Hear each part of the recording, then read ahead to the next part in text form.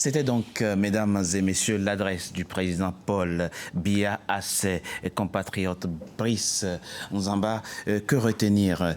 Alors, nous allons procéder avec méthode, tout comme l'a fait d'ailleurs le président Paul Biya qui, avec méthode et pédagogie, a refait l'historique de la crise, l'inventaire des mesures entreprises et puis jeté les bases de ce qu'il appelait un grand dialogue national en vue d'une résolution définitive de la crise.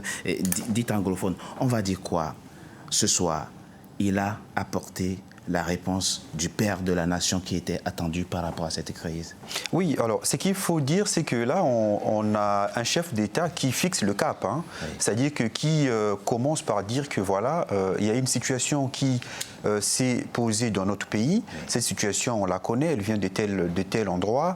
Voilà les mesures qu'on a apportées. Mais nonobstant ces mesures, il y a encore des personnes qui persistent dessus, en prenant le chemin de la violence. Oui. Parce qu'il y a il dit nous sommes même allés au-delà des revendications de départ. Exactement.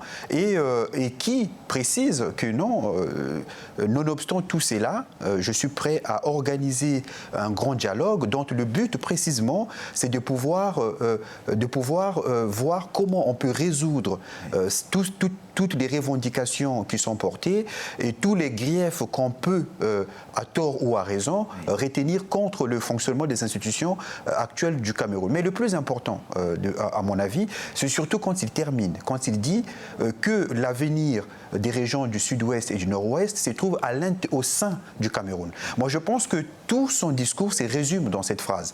Voilà, parce que tout son discours, à la vérité, porte à consolider l'unité nationale du Cameroun, à consolider le lien entre toutes les régions du Cameroun, en particulier le lien entre la région nord-ouest et sud-ouest avec le reste des régions du Cameroun, en disant que ces régions-là n'ont pas d'avenir ailleurs qu'à l'intérieur des institutions camerounaises. Donc ça, c'est le plus important. Alors, pour pouvoir mettre ça en branle, il faut rassembler. Voilà. Donc là, on voit, c'est un chef d'État qui veut rassembler et qui, tout en voulant rassembler, n'en demeure pas moins rigoureux. C'est ça, ça a été frappant dans le discours du président. Il est serein, mais déterminé et ferme. Voilà. Et il précise que ceux qui se sont mis à marge de la loi et de la République ne sont plus crédibles, seront sanctionnés et qui ne tirent leur légitimité que des réseaux sociaux seront sanctionnés. Exactement. C'était important pour lui de préciser. Oui, mais une fois encore, parce que moi ce que j'ai vu, c'est un chef d'État qui discourt avec mesure. C'est-à-dire que chaque fois qu'il met en branle des mesures, ces mesures-là s'agencent parfaitement dans son discours. Parce que même quand il dit qu'il va être rigoureux, il va être rigoureux à l'égard de ceux qui ont commis des infractions contre les lois de la République. Au même moment, il dit qu'il est prêt à maintenir son offre de paix à l'égard des personnes, des éléments de groupes armés qui sont prêts à déposer les armes. Donc on voit qu'à la fois il y a la rigueur, mais à la fois il y a la clémence. La bonhomie, il y a la clémence, père de la famille. Exactement. Donc il y a tous ces éléments-là. Moi je pense qu'il y a beaucoup de bonne volonté, il y a beaucoup, je dirais, de foi au Cameroun. Hein. On voit qu'il y a une vraie foi au Cameroun, un Cameroun un et indivisible. Et donc, après, il y a aussi des éléments. Je pense que lui, il a mis en place le cadre. Après, le contenu du cadre reste à développer. Il y a une question que j'avais posée avant le discours du président de la République, mais qu'il a reprise, c'est-à-dire dialoguer avec qui. Et là, il a posé aujourd'hui le cadre et il a défini même le profil des futurs participants. Permettez-moi déjà d'exprimer mon satisfecit général. C'est le président a répondu à la question à laquelle tous les Camerounais se posaient, cette question du dialogue inclusif. Il a dit oui, il y aura ce dialogue inclusif et je pense qu'on peut s'en féliciter dès aujourd'hui. Et dialogue inclusif qui sera conduit par un ressortissant d'une des régions, c'est-à-dire le Premier ministre John Gouté.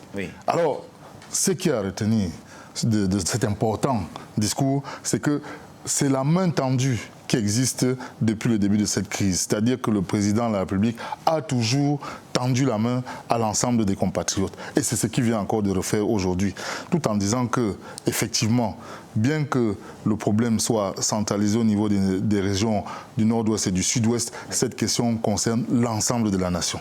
Ce qui fait que le discours qui sera organisé va non seulement concerner nos frères, nos ressortissants du nord-ouest et du sud-ouest, mais aussi le reste de la nation, sans oublier la diaspora. Je pense que très très important, le président Biya a marqué d'une pierre blanche, c'est-à-dire cet aspect au niveau de la diaspora. Alors sur les outils ne sont pas nouveaux, on les avait déjà évoqués, à la fois la commission de bilinguisme, ensuite le CDR pour la démobilisation, etc. etc.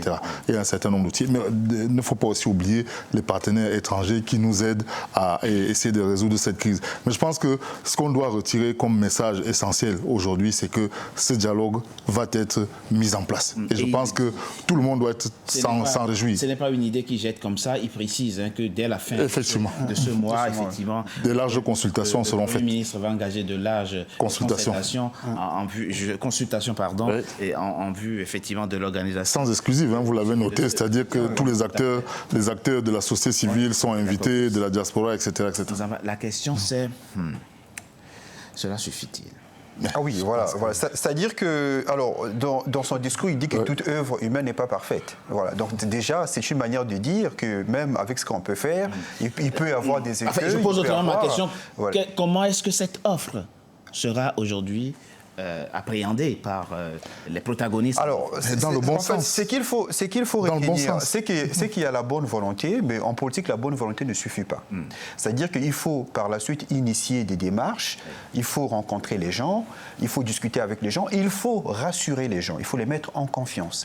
Il a fait ce soir aussi. Voilà. Oui, mais ça, c'est un premier pas qui est magistral, on va le dire. C'est magistral. Il s'est posé en rassembleur. Il s'est posé en rassembleur. Maintenant, il faut passer aux actes. Les actes, on a déjà dit qu'il y a des actes qui ont été déjà posés. Il les a énumérés par rapport à toutes les demandes qui avaient été faites par le passé, et que le début d'exécution qui avait été fait. Mais aujourd'hui, pour mettre en forme le dialogue et la vision qu'il a montré aujourd'hui, eh ben, il faut maintenant aller vers les gens. Parce que, comme je disais, et comme on le sait, on dialogue avec les personnes avec lesquelles on n'est pas d'accord à la base. Donc il faut aller vers ces gens-là, il faut les mettre en confiance. Il faut que, oui, mais c'est un discours. Non, il faut passer, je pense que nous sommes dans le concret, et cet aspect de confiance que vous évoquez va être mis en place à travers les différentes consultations que le Premier ministre va engager dans les prochaines délais. Ça, c'est la prochaine étape. Très, très important, il a dit, des commissions vont être mises en route pour aller rencontrer les ressortissants de la diaspora, pour aussi recueillir l'ensemble des doléances. Oui, mais parce qu'effectivement, il faut associer tout le monde dans ce travail. Et je pense quand même que l'offre est sur la table. Et je pense que l'ensemble de nos compatriotes, nos frères des régions à la fois nord-ouest et sud-ouest, aujourd'hui, je pense que s'ils n'avaient pas l'assurance aujourd'hui, je pense que le chef de l'État allait bien au-delà de cette assurance-là. Bien entendu, oui, mais moi, je pense quand même, tout en restant optimiste, je suis optimiste, mais pas optimiste béat, mais je pense quand même qu'il faut travailler. C'est-à-dire que le président de la République a été rassembleur, a fixé un cap. Maintenant, il appartient au Premier ministre de pouvoir mettre en musique le cap qui a été fixé. Et j'ai confiance. Je pense que les pistes sont raisonnables. Je pense que l'offre est raisonnable. Et pour des gens raisonnables, je ne vois pas comment on peut ne pas saisir cette occasion de faire grandir le Cameroun. Ce qu'il faut dire, Brice, ce qu'on peut lire aussi entre les lignes, il dit que les mouvements de revendication tels qu'on les a connus ont été récupérés et instrumentalisés par des individus mal intentionnés de l'extérieur qui ont poussé à des élans sécessionnistes. Ça veut dire quoi? Ça veut dire qu'il exclut déjà de facto que dans le dialogue futur, la question même de la forme de l'État ne sera même pas posée. Non, c'est évident. On est absolument d'accord, puisque à la fin de son discours, il le dit. Il dit qu'il n'envisage pas l'avenir de ces deux régions en dehors du Cameroun. Et il finit par le Cameroun doit rester c'est un et indivisible. En fait, dans les discours, les premières phrases et les dernières phrases disent l'essentiel, en fait. Parce que la dernière phrase conclut tout le discours. C'est-à-dire qu'on ne peut même pas envisager un seul instant l'avenir de ces deux régions hors du Cameroun. En dehors du Cameroun. Un représentant, ou du moins un des porte-parole des anglophones est arrivé dans nos studios. Nous allons marquer une coup de pause et le recevoir. Il s'agit de Peter Mbafor. Comment pense-t-il que les anglophones vont accueillir le discours du président Paul Biya? Eh bien, il va nous répondre après une coup de pause. À tout de suite. Merci. Merci pour cette analyse.